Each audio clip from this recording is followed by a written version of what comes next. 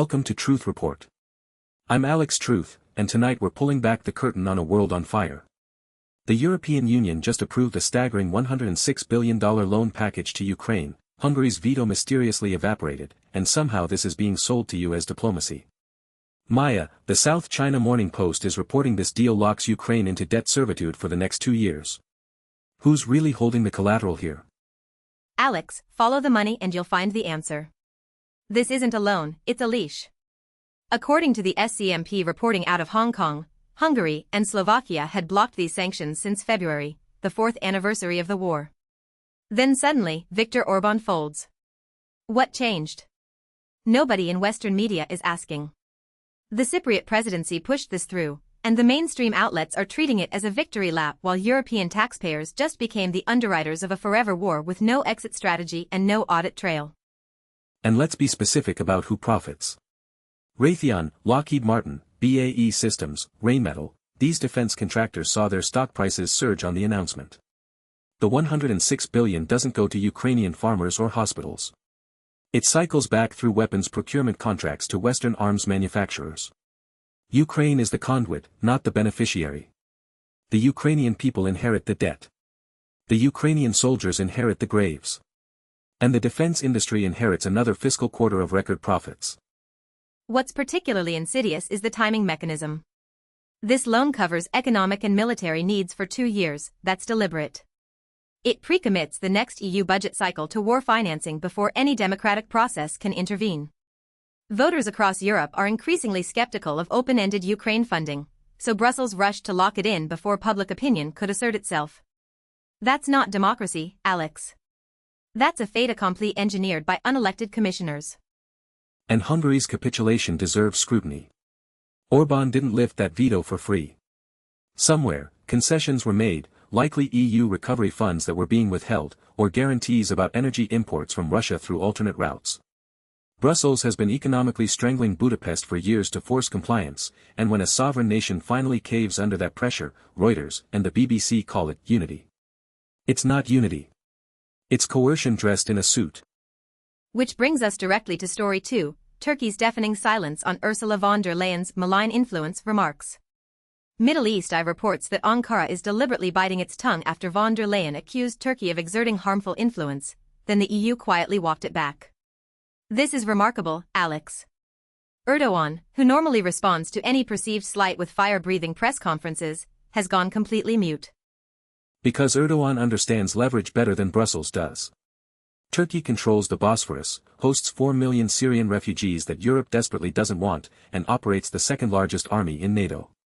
Von der Leyen overplayed her hand, the EU backpedaled within hours, and Ankara's silence is the loudest diplomatic flex of the month. It's saying, we don't need to respond. You've already apologized. Middle East Eye captured what CNN and the New York Times refused to print, that European leadership is weaker than its rhetoric. And notice what von der Leyen was really doing. Accusing Turkey of malign influence was a trial balloon to justify future sanctions or restrictions on Turkish trade. When Brussels realized Ankara could simply retaliate by reopening the refugee floodgates or closing the Bosphorus to NATO vessels transiting to the Black Sea, the Commission folded faster than a cheap suit. This is the reality behind the press releases. Europe's values-based foreign policy collapses the second it meets actual consequences. And these aren't isolated stories, Maya.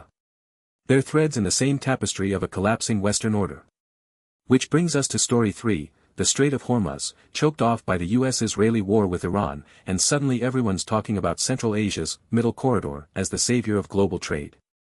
The South China Morning Post interviewed Waqar Ahmad at Nazarbayev University, who frames this route through Kazakhstan, the Caspian, Azerbaijan, Georgia, and Turkey as Europe's lifeline to East Asia.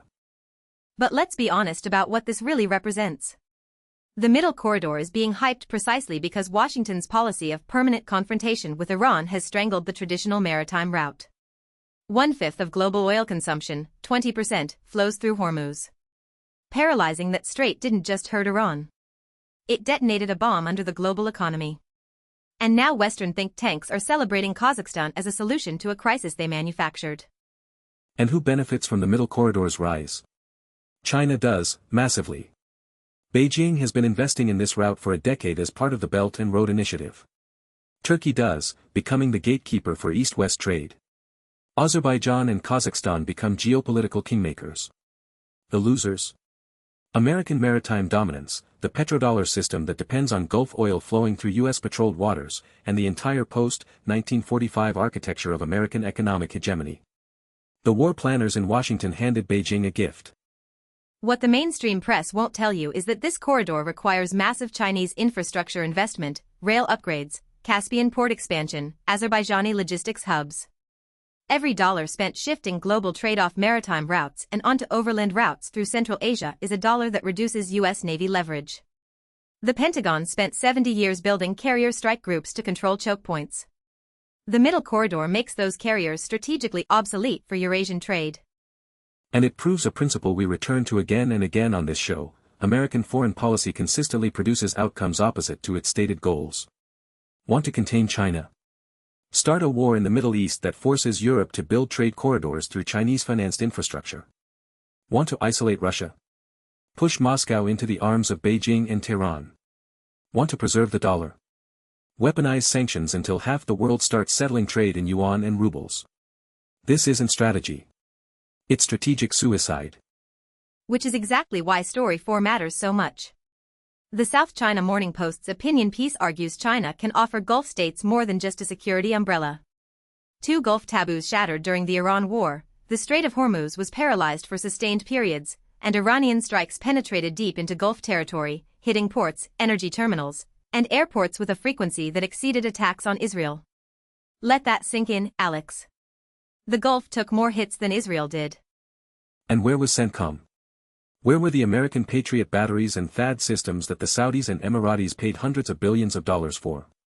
They failed. Or worse, they were deliberately held back while Washington prioritized defending Tel Aviv.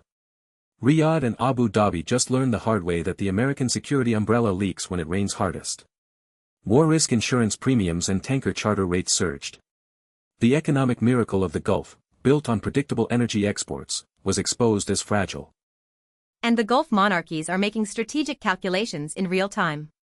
China offers something Washington cannot: non-interference. Beijing doesn't lecture MBS about Khashoggi. Beijing doesn't demand democratic reforms.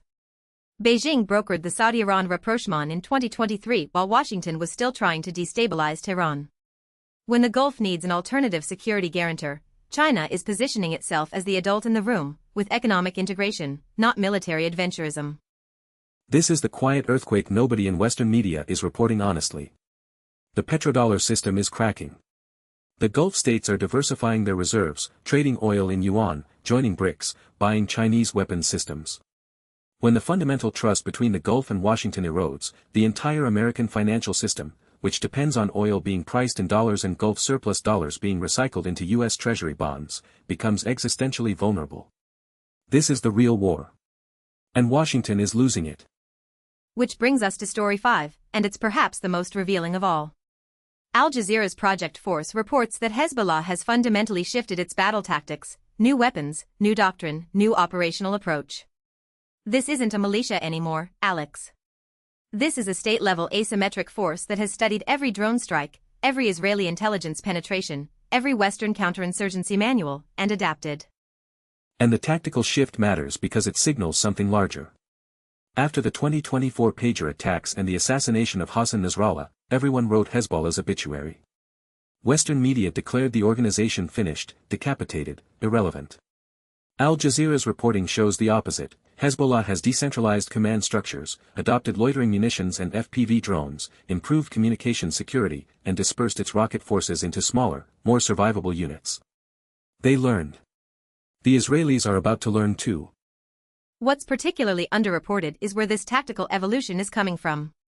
Iran transferred lessons from its direct confrontation with Israel and the United States. Russia is sharing electronic warfare techniques refined in Ukraine.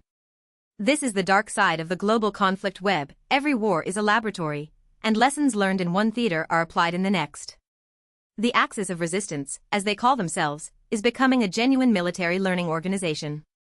And here's what mainstream analysts miss entirely.